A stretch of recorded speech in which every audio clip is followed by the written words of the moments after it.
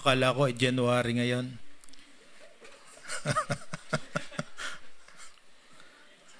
May parada ng Nazareno. Buti na lang, hindi ko sinuot yung akin. Sabi niya, gagalit ang worship team. Pinsan lang kami nagbihis ng ganito. Pinansin pa ni pastor. Pero ang ganda, di ba?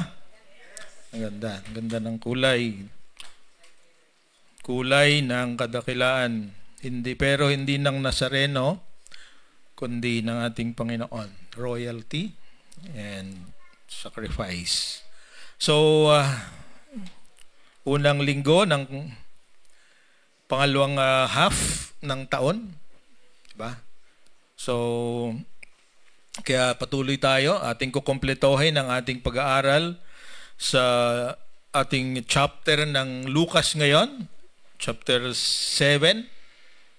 At naniniwala ako na sa sunod-sunod na pag-aaral natin tungkol sa ang topic natin ay fundamental teachings and responses o yung mga payak na pagtuturo at mga tugon ng bawat isa sa atin ay marami na tayong nabuo na mga pagkaunawa sa tungkol sa ginawa ng Diyos para sa atin, tinuturo niya. At salamat sa mga naunang nagsalita at na ginamit ng Panginoon sa namakaraang linggo. Parang wala si Kuya Mike. Naroon pala sa likod. So yung mag-asawang bitog ay ginamit ng Panginoon. Purihin. Palakpakan nga natin ng Panginoon dahil sa magandang ginawa sa pamamagitan ng mag-asawa na ito, at susunod ay yung ibang mag-asawa naman ang ating i-invite para magpagamit sa Panginoon. Okay, so kung atin natatandaan ang ating layunin sa buwan na nakaraan at hanggang sa ganitong huling kapitulo or bahagi at ang mga talata ng ikapitong ng Lucas ay to be paalaala sa atin na ang mga turo ni Jesus ay nakatuon o na-focused on building up others, yung palakasin ang iba, hindi lamang ang ating sarili, at ang ating tamang tugon ay tayo ay manatili sa mga katuruan na yon. Dahil habang nananatili tayo sa katuruan na yon, alam natin na hindi lamang nalulugod ang Panginoon, kundi tayo rin ay nagbabago. So yan ang ating layunin sa pag-aaral natin sa Luke chapter 6 and 7. At gusto ko nga balikan natin yung apat na nga, dahil pang-5 linggo ngayon, kung ano yung mga fundamental or basic teachings ng ating Panginoon na matotekpuan sa Luke 6 and 7. Number 1, sa Luke chapter 6, 1 to 16, ipinaalala sa atin na ating higit na pahalagahan yung pag-address o pagbigay ng pansin sa pangangailangan ng mga tao kaysa sa pagsunod sa mga ritual na relihiyon. Di ba? So doon sa chapter na ito, sa chapter 6, nakita natin yung mga pag-question ng mga teachers of the law tungkol sa paggawa ni Jesus ng mga dapat gawin. Subalit sabi ni Jesus ay alin ba ang uunahin natin? Sabi nga nila, ang Sabat ay ginagamit nyo at mali ang interpretation sa Sabbath dahil hindi pinipigilan ng Sabbath ang paggawa ng mabuti. Yasa yun yung una.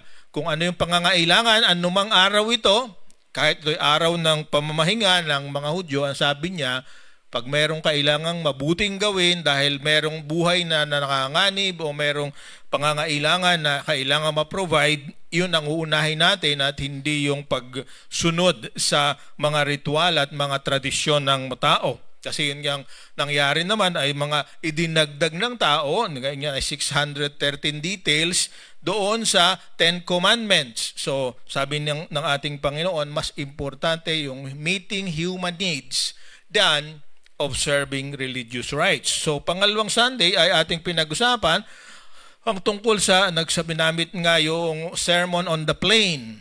para summarize natin, sabi niya, seek the Lord, live the truth, and become a blessing to others. Yun ang sinasabi ni Jesus doon sa kanyang, sa Matthew ay Sermon on the Mount, sa Luke ang pagkasulat ay Sermon on the Plain, sa kapatagan. At isa ang kanyang sinasabi, ang mapapalad ang mga taong hinahanap siya, seeking the Lord. At higit sa lahat ang katotohanan na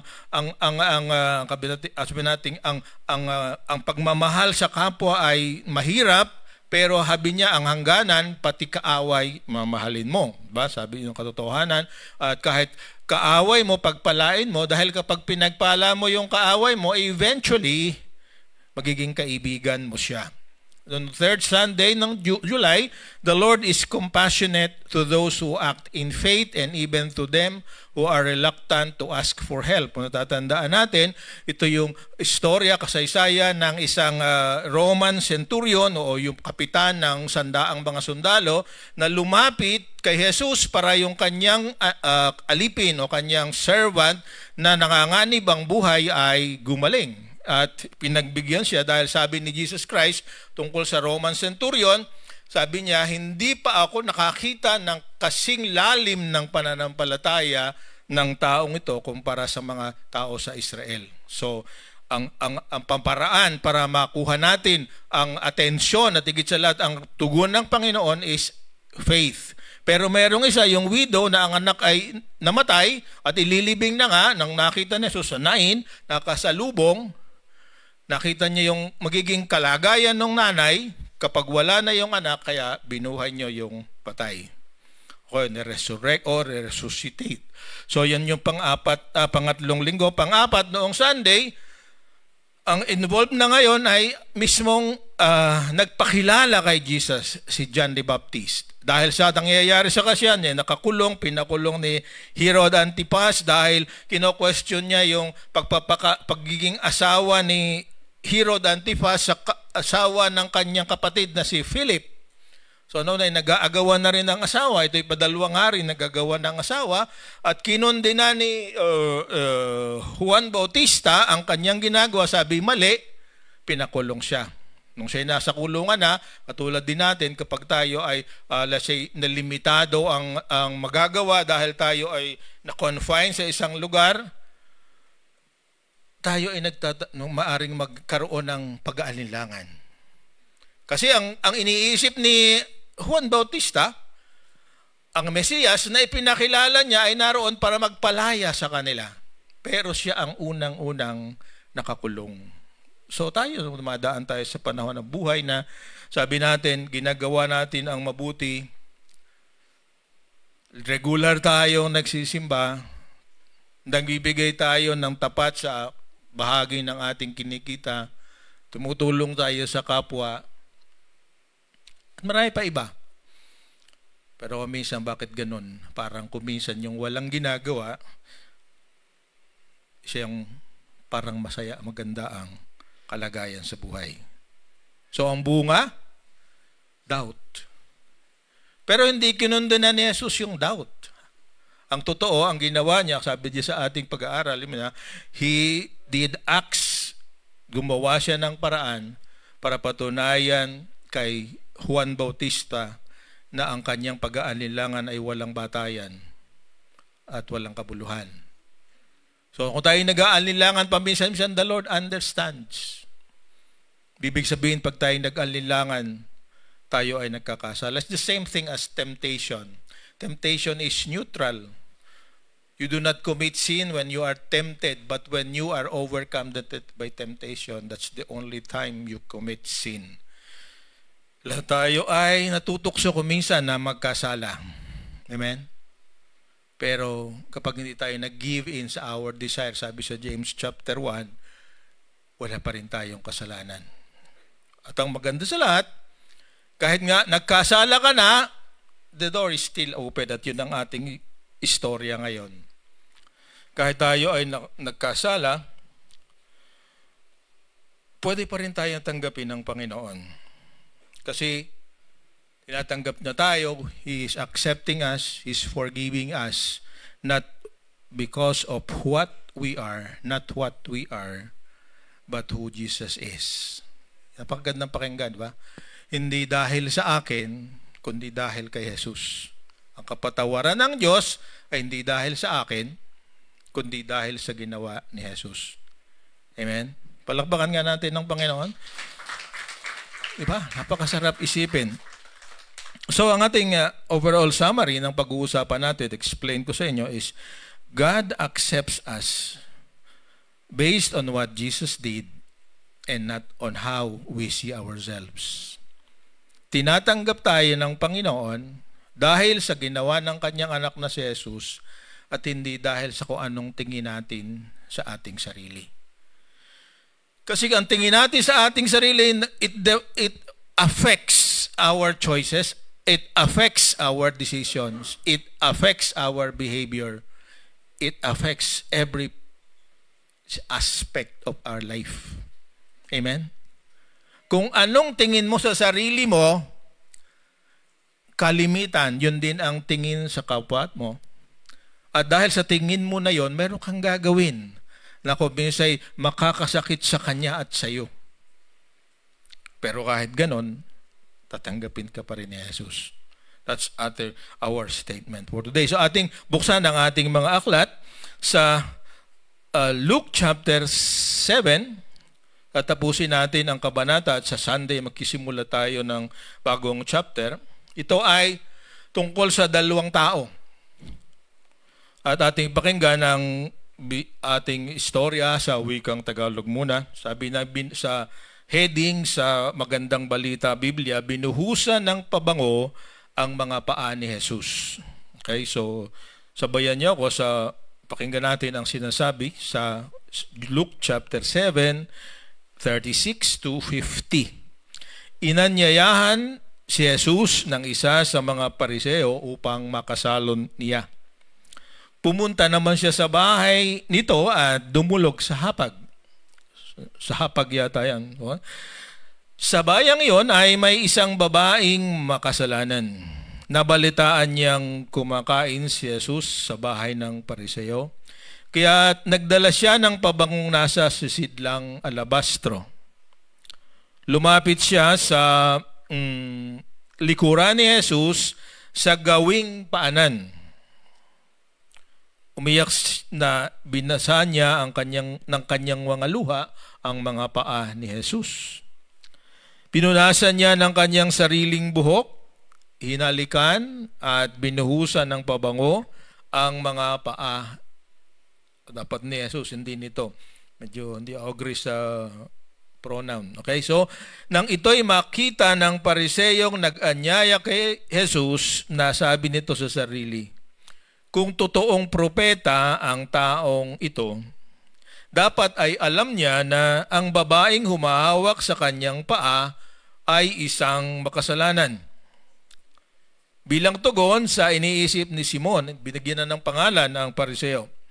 Sinabi ni Jesus, Simon, may sasabihin ako sa iyo. Ano po yun, guro? Sagot niya. Sinabi ni Jesus, may dalawang taong may utang sa isang nagpapahiram ng pera. 500 salaping pilak ang inutang ng isa at 50 salaping pilak naman ang sa ikalawa. Nang hindi sila makabayad, kapwa sila pinatawad. Ngayon, sino kaya sa kanila ang higit na magmamahal sa pinagkautangan? Sumagot si Simon, sa palagay ko po ay ang pinatawad ng mas malaking utang. Tama ang sagot mo, sabi ni Jesus. Nilingan niya ang babae at sinabi kay Simon, nakikita mo ba ang babaeng ito? Pumasok ako sa iyong bahay at hindi mo man lamang ako binigyan ng tubig para sa aking mga paa. Ngunit hinuhugasan niya ng luha ang aking mga paa at pinunasan niya ang mga ito ng sarili niyang buhok. Hindi mo ako hinalikan. Ngunit siya, mula nang pumasok ay hindi tumigil ng kakahalik sa aking mga paa. Hindi mo nilagyan ng langis ang aking ulo, subalit binuhusan niya ng pabango ang aking mga paa. Kaya sinasabi ko sa iyo, malaki ang kanyang pagmamahal sapagkat maraming kasalanan ang pinatawad sa kanya. Ngunit ang pinatawad ng kaunti ay kaunti rin ang pagmamahal. At sinabi niya sa babae, pinatawad na ang iyong mga kasalanan. At ang kanyang mga kasalo sa pagkain ay nagsimulang magtanong sa sarili, sino ba itong nangangahas na magpatawad ng kasalanan? Ngunit sinabi ni Jesus sa babae, iniligtas ka ng iyong pananampalataya, umuwi ka na. Pagpalain nawa ang pagkabasa ng napakagandang kasaysayan sa ating teksto ngayong umaga. So, gusto kong yung unang bahagi, Luke chapter 7, 36 to 39 ay ating himay-himayin ang bawat isa sa mga ito. With the thought na tinatanggap tayo ng Panginoon dahil kay Jesus at hindi dahil sa ating kalagayan at tingin sa ating sarili. So, si Jesus ay inanyayahan. Kaya yung kanyang sinabing mahalin mo ang kaaway, ginagawa niya. Kasi si Jesus ay kaaway ng mga Pariseo. Inaaway siya. Hindi siya nagipag-away. Pero nang invite siya, sabi dito, invited Jesus and He came para makipag-salo-salo ng dinner, hapunan sa kaaway niya. Okay? Kung ikaw ang inanyayahan, di ba magdadalawang isip ka?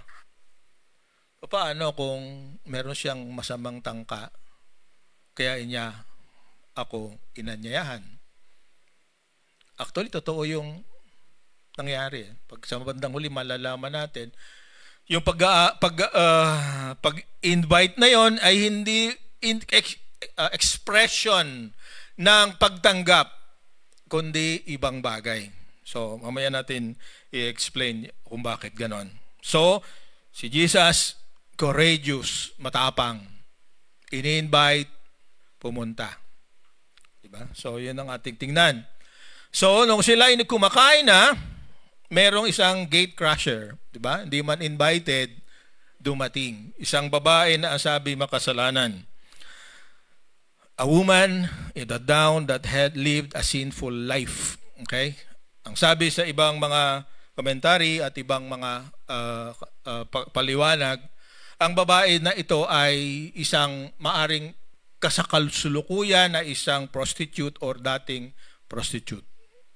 Okay? Nagbabaeng nagbebenta ng katawan, nagbibigay ng aliw na panandalian sa mga lalaki. Naalaman niya na naroon si Jesus, hindi siya invited, dumating siya.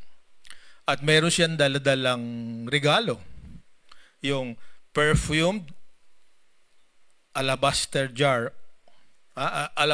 jar containing perfume. Sabi ng mga commentary, it is alabaster jar na mayroong laman na mamahalin na pabango na galing pa sa India. Okay? At ang halaga raw nito ay pagtatrabahuhan niya doon sa minimum wage nila ng isang taon kung ordinaryong manggagawa. Kaya lang dahil prostitute, hindi natin alam kung gaano niya kadali nakuha yung pabango na yon. Pero nung nasa kanya na pwede niyang gamitin para sa sarili niyang gamit, nalaman niya na si Jesus ay naroon. Ang dito sa ating istorya, sabi niya, binasag niya yung lalagyan, binuhos sa paa ni Jesus, at nakididescribe yung mga ginagawa niya. Okay, so para maintindihan natin paano niya ginawa yon, ating imagine na narito yung kainan, iba yung kanila. Ang kainan nila noon ay hindi katulad ng nakikita natin ngayon. Pati na yung inyong nakikitang picture na ginawa ni Da Vinci na 12, yung the Lord's Supper, hindi yun ang tatalaogong itsura nila. So, huwag kayong maniwala na yun. Kasi sa kanila, pag kumakain, ay naka-recline, nakahiga. Pag isang halimbawa, ikaw ay kanang kamay, ang dominant hand mo, nakapatong ang iyong dominant hand sa sahig, dahil meron silang table na mababa. Ang tawag sa amin nung kami bata pa ay latok. Ewan ko sa inyo, tawag sa inyo, mababang upuan, mababang table. At ako ay may magandang karanasan dyan. Kasi ako ay masyadong maselan, ayokong kumain sa kamay. So, minsan nag-aanyaya yung aking lolo ng kainan, tapos ay nasa latok, ang ininom ko na soup ay pinaghugasan ng kamay. Akala ko, ba't lasang lupa? Kasi for the first time, walang kutsara eh. Kamayan talaga. So, ganoon din ang panahon nila. Kakain sa kamay, nakahiga, tapos ang paa ay malayo. Kaya nakalapitan ng babae yung paa ni Jesus. Sabi, binuhusan ng paa, umiiyak sa kanyang paanan, yung kanyang luha ay tinapatak niya doon sa paa ni Jesus. Yun ang sabi sa verse 38. At para matuyo yung paa, pinupunasan niya ng kanyang mahabang buhok. Okay? So, ang mga prostitute noon sa kanila ay mahaba ang buhok. Pagkasating sa Corinthians, kakaiba naman. So, tatandaan natin yung mga pagkakaiba ng kultura. Okay? So, ganito po ang nangyari. So, habang siya umiiyak, pinupunasan ng kanyang buhok, yung paa ni Jesus, nakatingin sa kanya lahat ng mga tao. Alam mo kung sino? Alam mo ano ko si Jesus? Alam ko, isa rin ang iisipin niya eh. Dito, inukundina natin yung Pariseo. Pero kung nandun kayo, naniniwala ako, katulad ko, ang iisipin nyo, siniseduce ng babae na ito si Jesus. Di ba? Di ko iisipin na ito ay humihingi ng kapatawaran. Kasi sa gitna ng kapulungan, nandun siya lumapit, kilala siya ng mga tao, hindi nila alam kung kilala niya. Of course, alam natin Diyos siya, kilala niya yon. Pero pinapayagan ni Jesus. Kaya huwag tayo madaling ikondena, mali ang ginagawa ng Pariseo. Kasi ako naniniwala kung nandoon kayo, parehas din ang iisipin natin. Meron pa tayo mga word na sasabihin. Diba? Sobra naman ng babaeng ito. Diba? Hindi ko na gagamitin yung letter L na word na gamitin natin. Di ba? Naisip niya na, no? Oh. Hindi raw. I don't believe so. Di ba? Pero pinayagan ni Jesus. Dahil alam niya yung dahilan. Yun ang pagkakaiba natin eh. Si Jesus, alam niya, ang binababasa niya, yung puso ng babae. Tayo hindi. Kaya talagang kailangan yung mga sinabi na do not judge, sabi sa chapter 7 yung earlier verses. Kasi kung ano mong tinajudge ang iba, doon ka rin ita-judge nila. Diba? Sinabi sa atin ni Ate Joa noong nakaraan. So, sabi sa verse 39, kung kilala ng tao na ito, kung sino ang gumagawa ng bagay na ito sa kanya, hindi siya papayag. Sabi pa nga dito, kung siya isang propeta, tapos ginaganon siya ng babae na sabi natin ay mapangit ang reputasyon, hindi siya papayag. Ito nasa isip pa lang nila. Kaya katulad ngayon, di ko alam ang iniisip nyo. Pero nababasa ni Jesus ang iniisip nyo ngayon. Tama ba ako? So, He knows. Kaya mahirap talaga magtago sa Panginoon dahil nababasa niya hindi lamang ang ating action kundi ang kanyang ating iniisip. So ituloy natin na istorya. So sabi ni Jesus, dahil alam niya isa si Simon na may iniisip na masama tungkol sa nangyayari hindi lamang kay Jesus kundi sa babae. So katulad ng asisimula nating series sa susunod na buwan, parable. Ditong ating napansin, diretsahan siya magsalita. Pero moving forward sa pag-aaral natin, gagamitin natin starting Sunday, yung mga talinghaga. Ano ba yung talinghaga? Isasabi niya, an earthly story with an heavenly meaning or spiritual meanings. O simula sa sunod na linggo, marami tayong mga parables na pag-uusapan. So sabi ni kay Simon, pero no, ikukwento sa iyo. At alam niyo na yung kinuwento. 2 tao may utang. Isa ay 500, sabi diyan ay, ano nakasulat diyan? Verse ano ba tayo? Verse 40, ano? Yan, di ba? Money lender. Okay? 5-6 to, Bombay. Okay? Okay.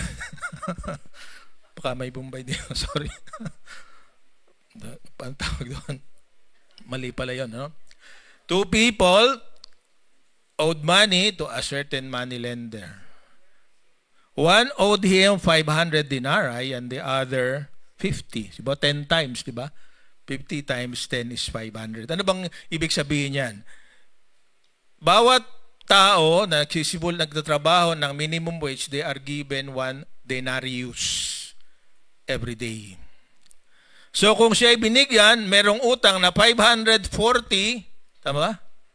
500 pala, 365 days in a year, 1.4 years bago niya makuhang maipon yung inutang niya sa 1 denarius na sweldo araw-araw. Yung isa, dahil 50 denarius lang, ibig sabihin sa loob ng 2 buwan, pag binawas mo yung Sabbath, yun ang utang niya. Pero parehong hindi makabayad, sabi ni Jesus sa kanya istorya. So, napuno na yung may utang, sabi niya, kalimutan na natin yan. Write off.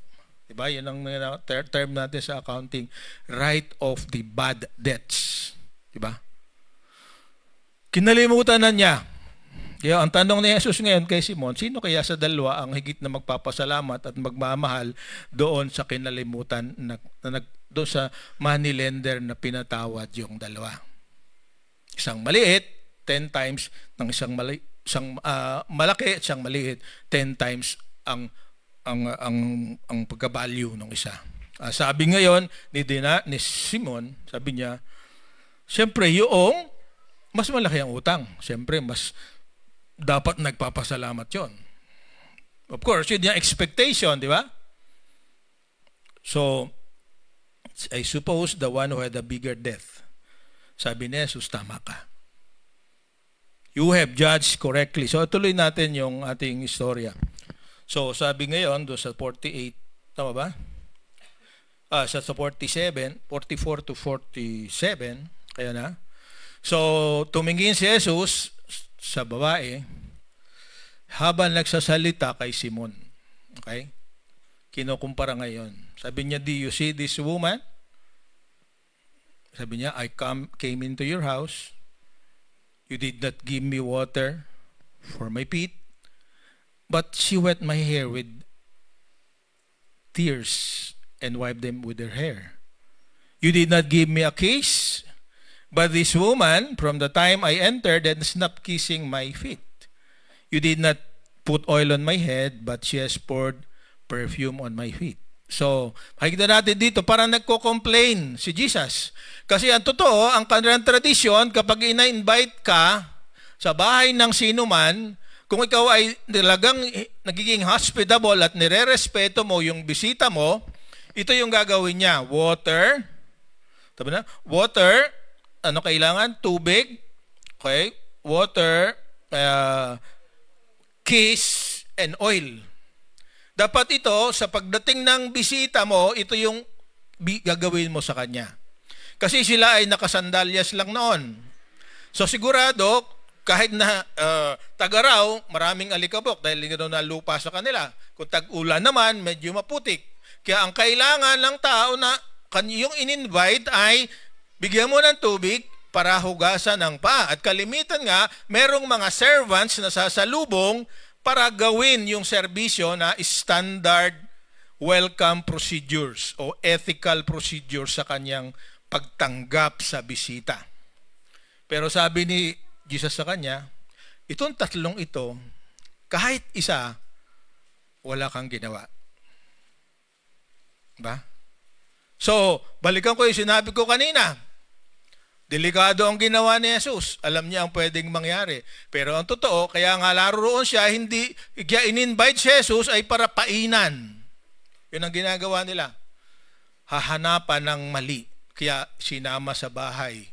Kasi kung totoo na wine-welcome siya, dapat yung tatlong bagay, water, kiss, and olive oil or perfume, ginawa noong host. Are you following, di ba? Kasi meron ito implication sa atin kung minsan, di ba? Bakit natin ginagawa? Tulad ito yung regular na pag-attend ng church. Are we welcoming Jesus or are we seeking something from Him? Are we giving something or are we trying to get something from Him? Kahit din ang mga mensahe, di ba? Sabi ni, nang mention minsan, di ba? Ang binabantayan natin ay kung ano yung mga mistakes na nagsasalita sa halip na pakinggan yung takbo ng kanyang sinasabi at i-absorb kung ano yung pinapaliwanag. So, minsan tayo ay ganon.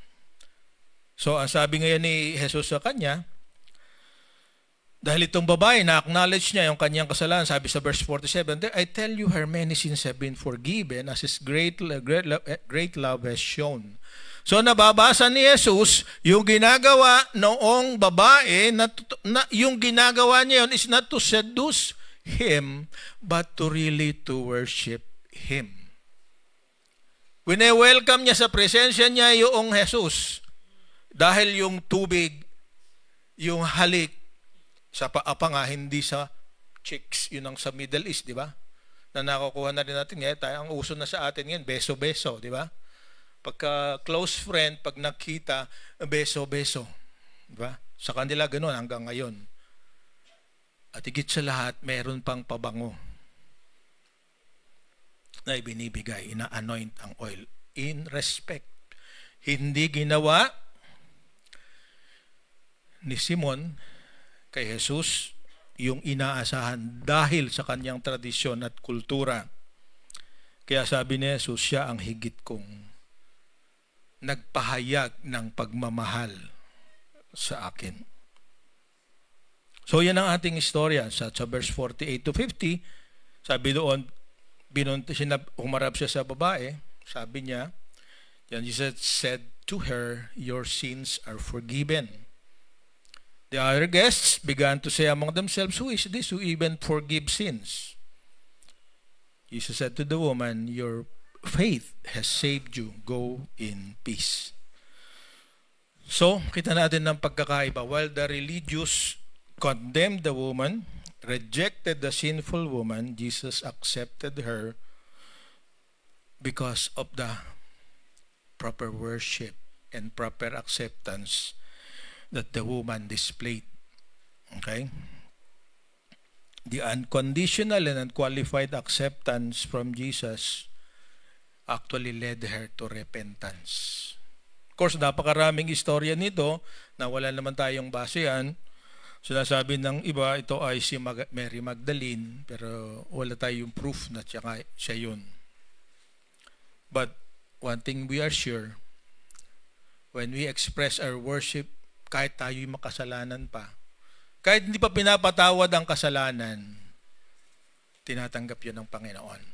Kasi ang iba, kaya ayaw lumapit sa Panginoon, sabi nila, hindi ako tatanggapin dahil ako ay makasalanan. This is a proof that the woman worshiped Jesus as an expression of faith, and because of that, she was forgiven. Kaya kailan tayo lalapit sa Panginoon? Kailangan ba magpakabuti muna tayo? Ang sinasabi ng istorya sa atin, the message is that we don't need to change before we come to Jesus. In the same manner that you do not go to the hospital when you are well. Diba? Hindi ka pupunta sa hospital pag magaling ka na. Pupunta ka sa hospital pag may sakit ka. Doon ka gagaling. Pagka hinintay mong gumaling ka, bago pumunta, sa punerarya ang punta mo. Ba? Nick? Di ba? Hindi sa ospital. Pero hindi nagtayo ng punerarya si Jesus. Nagtayo siya ng isang hospital na kung saan ang mga may sakit ay pwedeng pumunta at makarinig at pagpagaling sa kanilang mga karamdaman. Napakabuti niya, di ba? Kasi tayo patay sa kasalanan pero meron siyang paraan. At ang paraan niya ay tanggapin si Jesus. Kaya in summary, kung titingnan natin, ito yung ating storya. Very simple story. Ayaw mabante. Yan. Diba? Luke 7:36-50. Two characters, the sinful woman and the righteous Pharisee. Yung isa ay intruder, gatecrasher. Yung isa ay host of the dinner. Yung isa, yung babaeng makasalanan na prostitute, sabi nila, stood at Jesus' feet.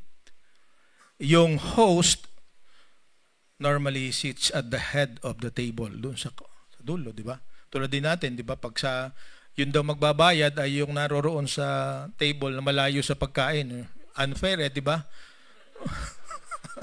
Yung magbabayad, yung nasa dulo na malayo yung pagkain. Kaya dapat round table tayo, walang para pare-parehas ang layo. At saka merong lazy Susan, yeah? So, the righteous Pharisee sat at the head of the table. Now, the sinful woman, sabi niya, wet Jesus' feet with her tears. Ibig sabihin, hinugasan ng paa ni Jesus. Then, pero yung righteous Pharisee did not even give water to wash Jesus' feet. Basic courtesy, basic respect, hindi niya ibinigay. Yung babae, hinalikan ang paa ni Jesus. Yung Pharisee did not even greet Jesus with a kiss. Yun ang kanilang norm. Pagkakaibigan mo, sasalubungin, hindi handshake, kundi hug na may kasamang halik. Okay? So, the woman anointed Jesus' feet with perfume. Pero yung lalaki, kinalimutan niya na kailangang in honor of the guest, bibigyan siya ng buhusan ng olive oil na mabango. So, ano nangyari? Yung babae, he received forgiveness. Yung Pharisee na matuwid, hindi niya kailangan ng tagapagligtas. Kinwestiyon pa niya ang authority ni Jesus to forgive sins. Sometimes these opportunities come to us. At maraming pagkakataon, ito nga yung divine appointment na pinapipili tayo ng pwede nating gawin. So what are the applications that we should see in this story? Okay. Come on. Yan. If we recognize that we sin more than we do good deeds, we will learn to love Jesus more because He accepts us while we are in that condition. Kapag na-recognize natin, kasi napakaraming magpapakabait, pero ang sabi nga, hindi ko magawa. Kahit hindi ka mabait, pwede kang tanggapin ng Panginoon kung kikilalanin mo siya na siya ang tanging makakasagot at makakapag-alis mo sa iyo sa kalagayan mo ngayon na hindi masaya, hindi maayos ang tingin mo sa iyong sarili. And number 2, we can live in peace with the Lord, with ourselves, because God's grace covers all our sins. Kahit ngayon, alam ko nagkakasala ang bawat isa sa atin, tatanggapin pa rin tayo ng Panginoon if we confess our sins and we express our regret or not remorse. If we turn away from our sins. So ulitin ko, God accepts us based on what Jesus did and not on how we see ourselves. So ang tanong sa atin ngayon, what is the most loving thing that you have ever done for Jesus or for someone else? Ano yung expression mo ng pagmamahal sa Panginoon o sa iba? So anong natutunan mo sa istorya na ito na pwede niyong express at gawin? So, bigyan ko kayo ng 5 minutes. 10:42 pa lang naman eh. Kumuha ka ng kapartner. Sagon natin ito. Okay? So, motorcycle tawag nila doon. So, kumuha ng kapartner, one-on-one, for 5 minutes, sagutin natin itong dalawang tanong na to. Okay? Okay? So, baka yung makatabi mo ay meron kang ginagawa, hindi ka pinapansin. Pagkakataon mo na, sabihin sa kanya, ganito na nga ang ginagawa ko, ganyan ka pa rin. So, one-on-one, 5 minutes. Pagkatapos nito, I would like to invite the worship team. Yung, ano yung kinanta natin kanina? Yung Kate Chris Tomlin. Awitin natin bago tayo manalangin. Okay? So, simulan nyo na. One-on-one. So, manap ka ng kapartner na iba. Huwag kang makisiksik sa one-on-one lang muna tayo. One-on-one. Maganda yung one-on-one, di ba? Para you can be intimate and you can answer these questions honestly and seriously. Okay? Hanap kayo ng katabi na makakasama nyo. One-on-one. Use I statements, ha? Yun ang ating rule, di ba? You talk about yourself, not about others. Talk about your experience, not what you want to do. Okay? So, tinatawagan ko yung worship team. I'm sure yung message ng kanta na to makakatulong sa atin. Kasi ang simula nga ng lahat na yung pagbabago is an act of worship. And worship is best expressed if you are willing to sit at Jesus' feet at sabihin kung ano yung tingin natin sa Kanya. He is our Lord, He is our Savior. Kaya kung meron mang mga naririto ngayon na hindi pa niya ginawa na talagang isurrender ang buhay niya sa Panginoon, katulad ng babae na ating pinag-usapan, hindi mo pa nagawa na ang iyong luha ng nagsisisi ng kasalanan ay ialay mo sa Kanya. Habang inaawit ang ating awit ay bigyan ka nawa ng lakas ng loob na ngayong araw na to, express mo. Ikaw ay handa na magpabago sa Kanya. Tatanggapin mo siya. Hindi katulad ng Pariseo na tayo makasalanan. Na tayo di karapat-dapat, pero kapag katulad ng babae na sabi na buhay sa kasalanan, tanggapin ang ating kasalanan at isuko sa Kanyang paanan. Ibigyan ka ng bagong pagkakataon para makapagsimula ng bagong buhay. Buhay na kasama niya, buhay na bibigyan mo siya ng iyong ng parangal. Hindi katulad ng Pariseo na ini-invite si Jesus pero hindi pinarangalan. So sa araw na ito, kung nais mong magsimula na parangalan ng Panginoon sa iyong buhay, lumapit ka sa Kanya, sa Kanyang paanan, habang inaawit ang napakagandang awit na ito ni Chris Tomlin. So tayo po'y tumayo. Huwag kang mahiya kung hindi mo pa ginawa ito hanggang sa panahon na ito sa iyong buhay. At kung isang ka naman ay ginawa mo na minsan, subalit alam mo, katulad ng mga relihiyosong tao, nananatili ka pa rin sa lakad ng sanlibutan. Ironic, di ba? Ay religious but living a life that's not pleasing to the Lord. Pwede kang lumapit at muli ipahayag ng iyong pagkilala bilang Panginoon at tagapagligtas kay Jesus na siyang gumawa ng lahat para tayo ay maligtas. Uwitin natin.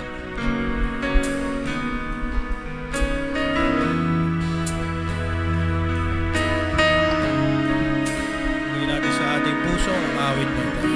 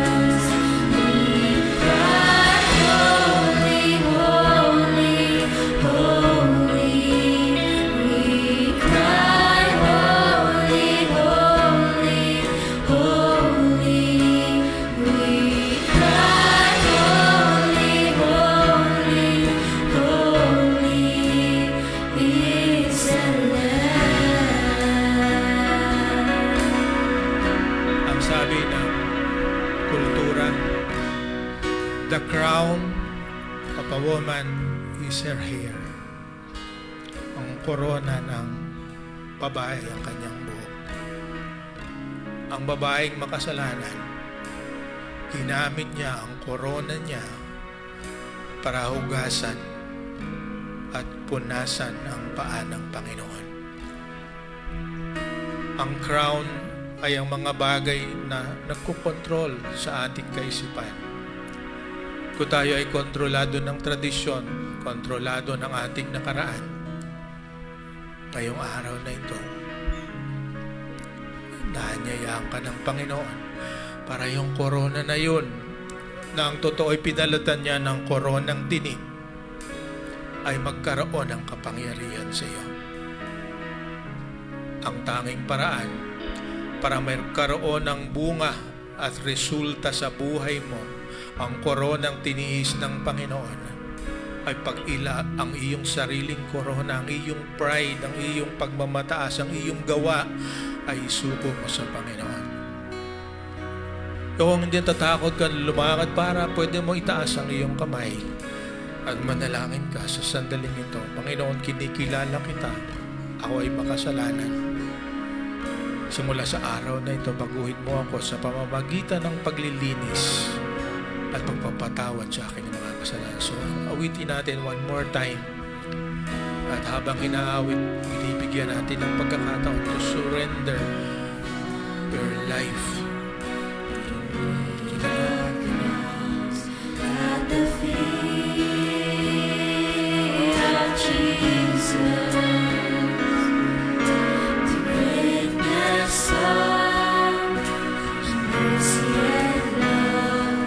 At the feet of Jesus,